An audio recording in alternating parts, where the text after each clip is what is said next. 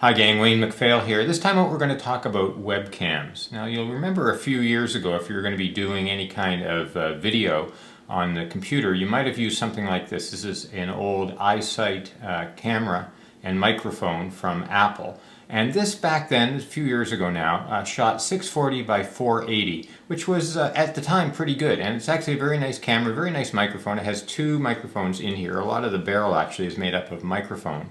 And they're noise canceling microphones, so they help in sort of busy coffee houses, places like that where you might have been using something like this. And it's an external camera. It's sat on the top of the laptop, or you could sit it on a little stand. It came with a few other little stands. So this was probably what you used, or maybe a Logitech QuickCam really early on in the 90s. Those were the small eyeball shaped things that produced very, very poor quality video, but they actually worked often without a microphone.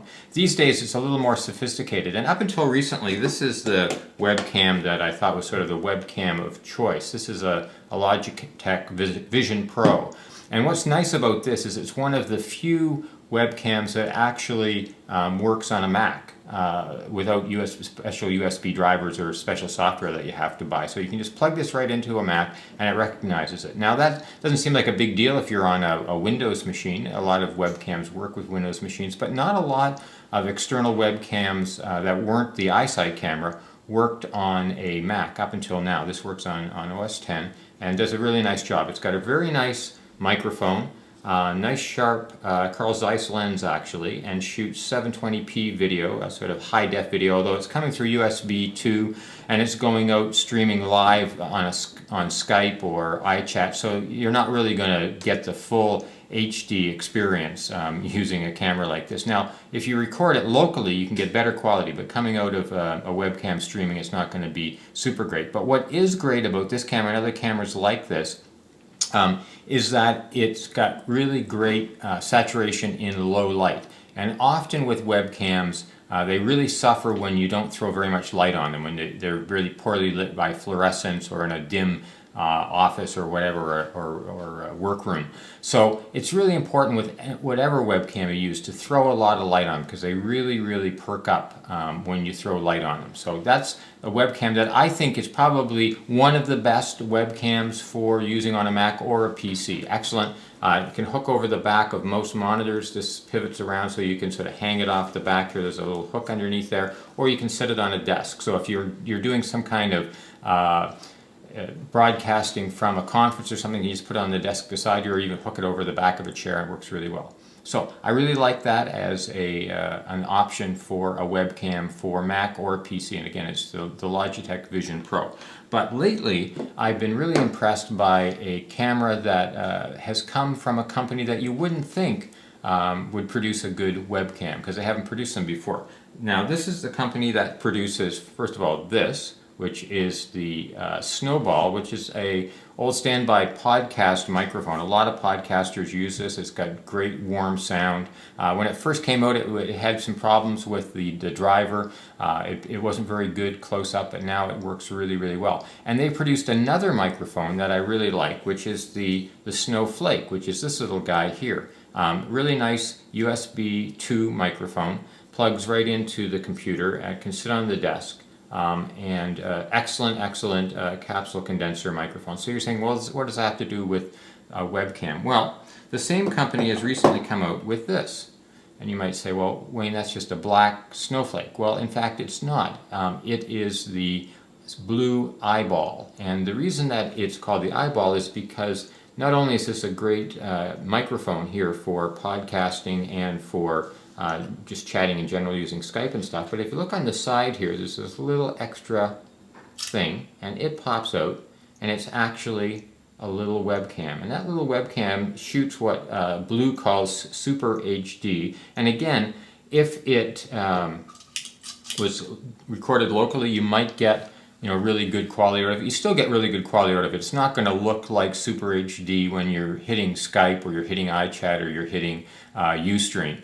But it is really great. It's a very sharp camera, great again in low light, really good color saturations. It always perks up like any webcam does if you throw more light at it, but this is really an excellent little webcam. The nice thing about this is it packs up really neatly. The cable for it goes right in here. There's a little container that actually just slides off.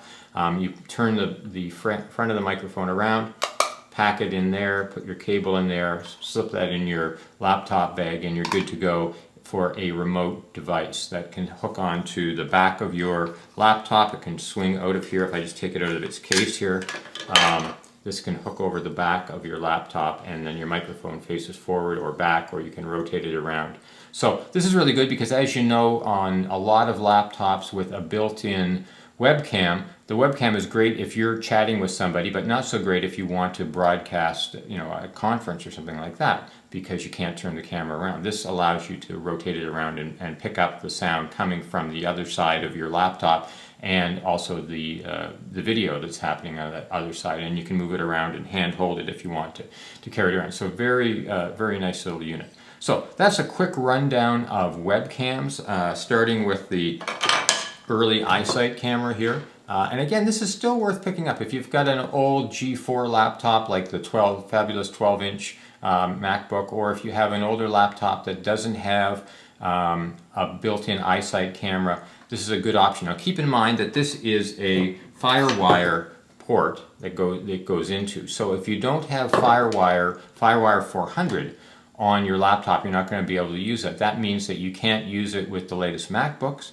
and you can't use it with the MacBook Pro, which is a FireWire 800 port. So you could use it, but you'd have to do a conversion, get a converter over from FireWire 400 to 800, and you're still only going to get, obviously, the 800 FireWire signal in. But still worth picking up. Certainly the Logitech Vision Pro is a good option for Mac and PC, and I really like the eyeball from Blue as well. So those are a few options for using as a camcorder. The other thing you can do, by the way, speaking of FireWire, is if you have an older SD quality, standard definition quality camcorder that makes use of FireWire or DV tape, you can actually take that signal out of the camera into the computer and use that as your webcam as well, which is a practical alternative. And you can even find inexpensive SD cameras on eBay, even broken ones that have a broken tape drive, because you don't really need a tape drive. All you need is a lens and a sensor and